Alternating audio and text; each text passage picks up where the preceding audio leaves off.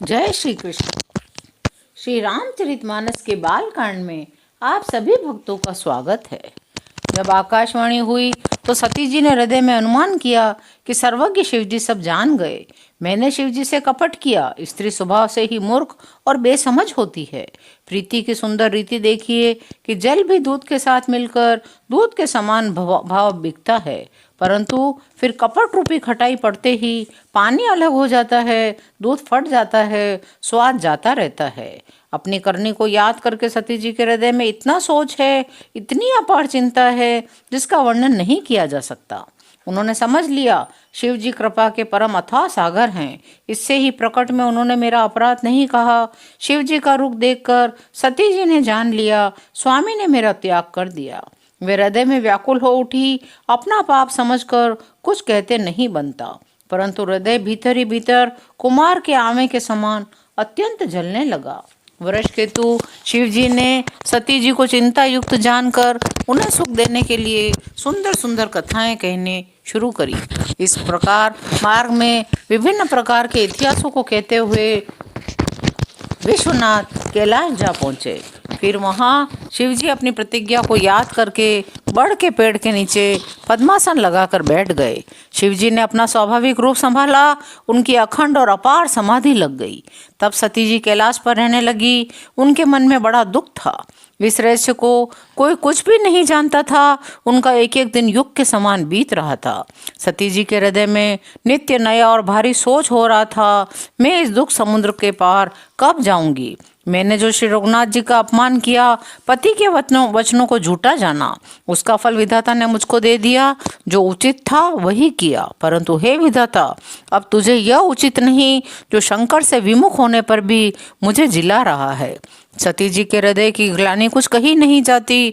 बुद्धिमती सती जी ने मन में श्री रामचंद्र जी का स्मरण किया और कहा, हे प्रभु, यदि आप दीन दयालु कहलाते हैं, वेदों ने आपका ये यश गाया है, आप दुख को हरने वाले हैं, तो मैं हाथ जोड़कर विनती करती हूँ, मेरी यह देह जल्दी छूट जाए। यदि मेरा शिव जी के चरणों में प्रेम है, मेरा यह प्रेम का व्रत मन वचन और कर्म से सत्य है, तो हे सर्वदर्शी प्रभु सुनिए और शीघ्र ही वह उपाय कीजिए जिससे मेरा मरण हो, बिना ही परिश्रम पति की पर त्याग रूपी असह विपत्ति दूर हो जाए। दक्ष सुता सती जी इस प्रकार बहुत दुखी थी। उनको इतना दारुण दुख था जिसका वर्णन नहीं किया जा सकता।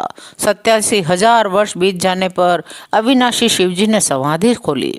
शिवजी राम नाम का स्मरण करने लगे। तब सती जी ने जाना कि अब जगत के स्वामी शिवजी जागे हैं।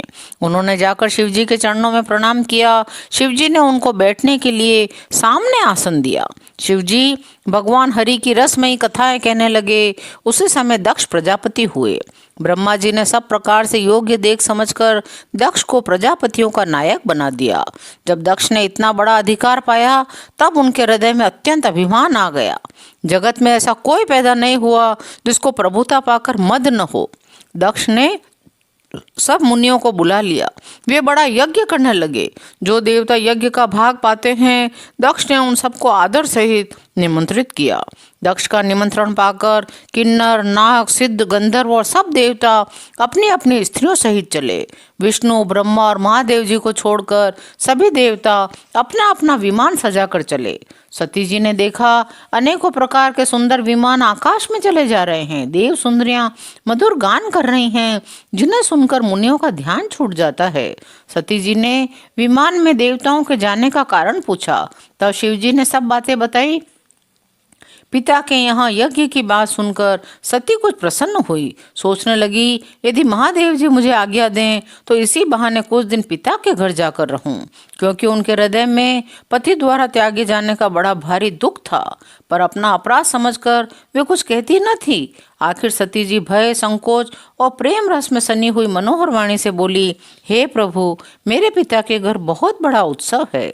यदि आपकी आज्ञा हो तो हे कृपाधाम, मैं आदर सहित उसे देखने जाऊं। शिव जी ने कहा, तुमने बात तो अच्छी कही, यह मेरे मन को भी पसंद आई, पर उन्होंने हमें न्योता नहीं भेजा है, यह अनुचित है। दक्ष ने अपनी सब लड़कियों को बुलाया है, किंतु हमारे वैर के कारण उन्होंने तुमको भी बुला दिया।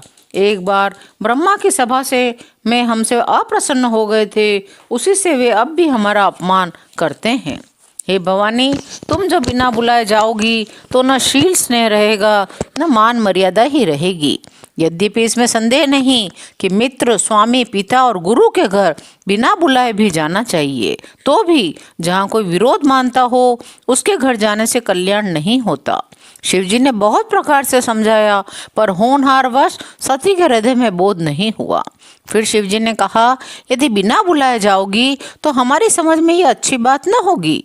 शिवजी ने बहुत प्रकार से कहकर देख लिया, किंतु जब सती किसी प्रकार भी नहीं रुकी, तब त्रिपुरारी महादेव जी ने अपने मुख्य गणों को साथ देकर उनको विदा कर दिया। भवानी जब पिता दक्ष के घर पहुंची, तब दक्ष के डर के मारे किसी ने उनकी आवभगत नहीं की। केवल एक माता ही भले आदर से मिली, बहनें बहुत मुस्कुराती हुई मिली। दक्ष ने तो उनकी कुछ कुशल तक न पूछी। सती जी को देखकर उल्टे उनके सारे अंग झल उठे। तब सती ने जाकर यज्ञ देखा तो वहां कहीं शिवजी का भाग नहीं दिखाई दिया।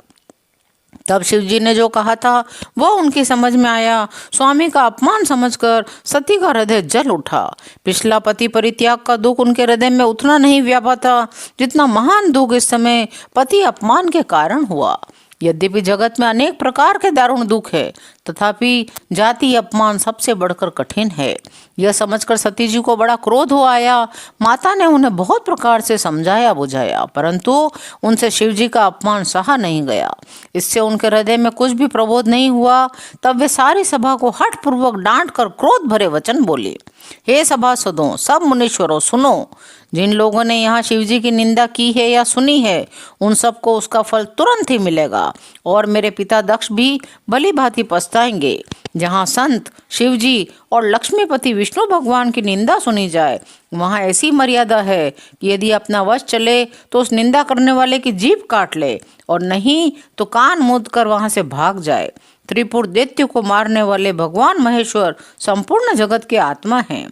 वे जगत पिता, सबका हित करने वाले हैं। मेरा मंद बुद्धि पिता उनकी निंदा करता है, और मेरा यह शरीर दक्ष के ही वीर्य से उत्पन्न है।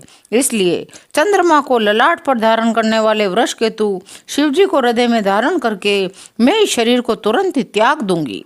ऐसा कहकर सती जी ने योगाग्नि में अपना शरीर भस्म कर डाला। सारी यज्ञशाला में हाहाकार मच गया। सती का मरण सुनकर शिवजी के गण यज्ञ विध्वंस करने लगे। यज्ञ विध्वंस होते देखकर मुनीश्वर भृगु जी ने उनकी रक्षा की। ये सब समाचार शिवजी को मिले, तब उन्होंने क्रोध करके वीरभद्र को भेजा। उन्होंने वहां जाकर यज्ञ विध्वंस कर डाला। सब देवताओं को यथोचित फल दिया। दक्ष की जगत प्रसिद्ध वही गति हुई जो शिवद्रोही की हुआ करती है। यह इतिहास सारा संसार जानता है। तुलसीदास जी कहते हैं, इसलिए मैंने संक्षेप में वर्णन किया। सती ने मरते समय भगवान हरि से यह वर मांगा, मेरा जन्म जन्म में शिवजी के चरणों में अनुराग रहे। इसी कारण उन्होंने हिमाचल के घर जाकर पार्वती के शरीर से जन्म लिया। जब से उमा जी हिमाचल के घर जन्मी, तब से वहाँ सारी सिद्धियां और संपत्तियां छा गई। मुनियों ने जहाँ तहाँ सुंदर आश्रम बना लिए। हिमाचल ने उनको उचित स्थान दिए। उस सुंदर पर्वत पर बहुत प्रकार के नए नए वृक्ष सदा पुष्प फलयुक्त हो गए। वहाँ बहुत तरह की मणियों की खानें प्रकट हो गईं। सारी नदियों में पवित्र जल बहता है। पक्षी, पशु, भ्रमर सभी सुखी रहते हैं। सब जीवों ने अपना स्वाभाविक वैर छोड़ दिया। पर्वत पर सभी परस्पर प्रेम करते हैं। पार्वती जी के घर आ जाने से पर्वत ऐसा शोभायमान हो रहा है जैसा राम भक्ति को पाकर भक्त शोभायमान होता है। पर्वतराज के घर नित्य नए नए मंगलोत्सव होते हैं, जिसका ब्रह्मादि यश गाते हैं। जब नारद जी ने ये समाचार सुने तो वे कौतुकी ही से हिमाचल के घर पधारे। पर्वतराज ने उनका बड़ा आदर किया, चरण धोकर उनको उत्तम आसन दिया। फिर अपनी स्त्री सहित मुनि के चरणों में सिर नवाया। उनके चरणोदक को सारे घर में छिड़काया। हिमाचल ने अपने सौभाग्य का बहुत बखान किया। पुत्री को बुलाकर मुनि के चरणों पर डाल दिया और कहा, हे मुनिवर, आप त्रिकालज्ञ और सर्वज्ञ हैं। आपकी सर्वत्र पहुँच है, अतः आप हृदय में विचार कर कन्या के गोश ढूंढ कहिए। नारद मुनि ने हंसकर रहस्ययुक्त कोमल वाणी से कहा, तुम्हारी कन्या सब गुणों की खान है। यह स्वभाव से ही सुंदर, सुशील और समझदार है। उमा, अंबिका और भवानी इसके नाम हैं। कन्या सब सुलक्षणों से संपन्न है। यह अपने पति को सदा प्यारी होगी। इसका सुहाग सदा अचल रहेगा। इससे इसके माता पिता यश पावेंगे। यह सारे जगत में पूज्य होगी। इसकी सेवा करने से कुछ भी दुर्लभ न होगा। संसार में स्त्रियां इसका नाम स्मरण करके पतिव्रत रूपी तलवार की धार पर चढ़ जाएंगी। हे पर्वतराज, तुम्हारी कन्या सुलक्षणी है। अब इसमें जो 2-4 अवगुण हैं उन्हें भी सुन लो। गुणहीन, मानहीन, माता पिता विहीन, उदासीन, संशयहीन, योगी, जटाधारी, निष्काम हृदय, नंगा, अमंगल वेश वाला, ऐसा पति इसको मिलेगा। इसके हाथ में ऐसी ही रेखा पड़ी है। नारद मुनि की वाणी सुनकर उसको हृदय में सत्य जानकर पति पत्नी हिमवान और मैना बहुत दुख हुआ। पार्वती जी प्रसन्न हुई। नारद जी ने भी इस रहस्य को नहीं जाना, क्योंकि सबकी बाहरी दशा एक सी होने पर भी भीतरी समझ भिन्न भिन्न थी। आज की कथा को यहीं विराम देते हैं। शेष अगले अंकों में। जय श्री राम।